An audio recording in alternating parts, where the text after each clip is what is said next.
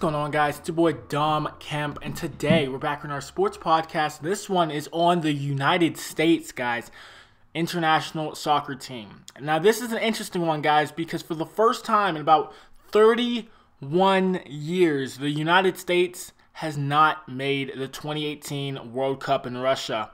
So it's pretty interesting to talk about right now, guys, but we're going to speak on it and see what actually was all involved in it, guys. Them missing out on the World Cup. Let's begin. Fox. Nike among biggest losers after U.S. fails to reach the World Cup. On Tuesday night, the United States failed to make the World Cup for the first time since 1986, and missing out results in plenty of money lost. While exact numbers won't ever be known, the biggest losers of the result are clear. Fox Sports. The news of the U.S. team being eliminated comes just 13 days after Fox announced that the 2018 World Cup would be the biggest production in the brand's 24-year history, with 350 live hours of programming. Fox paid about $200 million for this year's Cup, and giving the advertisers the numbers they want might be difficult with the English-language broadcaster's home team not playing. Nike. Selling jerseys of the U.S. national team isn't a particularly huge business for Nike, but it does have some scale. Nike added 9 years to its most recent deal that runs through the 2022 World Cup, but the brand can't capitalize for another 4 years with Tuesday's loss. Sports bars.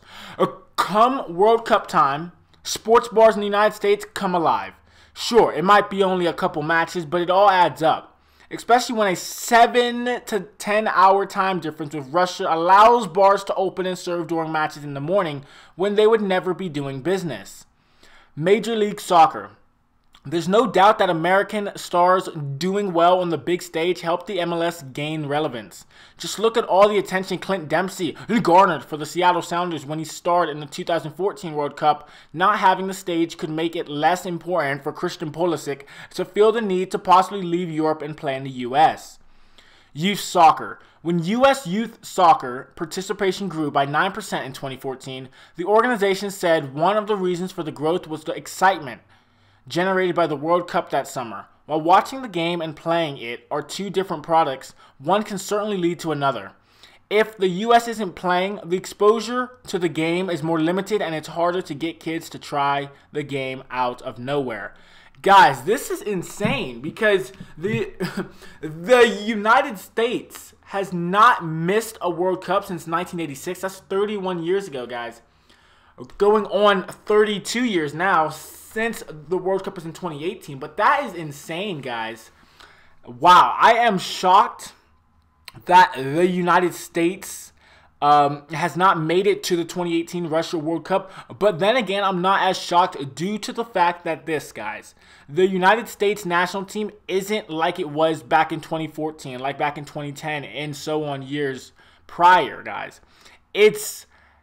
Has a lot of younger players, guys. A lot of younger players that aren't as experienced. Even though some of them play in the European leagues, they're not as experienced, in my opinion at least, as they were prior World Cups, guys. And it's amazing to think that for the first time in my lifetime, the United States is not going to a World Cup, guys. Wow, insane to think about. But other than that, guys, what are your comments and opinions down below? If you are a United States soccer fan like myself, how do you feel about the United States not making this year's upcoming World Cup in Russia, guys? That is it, though. Thank you for listening. I hope you went on to enjoying this podcast. If you want to hear more, guys, they are all over my channel, and I will be posting more as soon as possible. Thank you for all your support, and I'll talk to you guys later.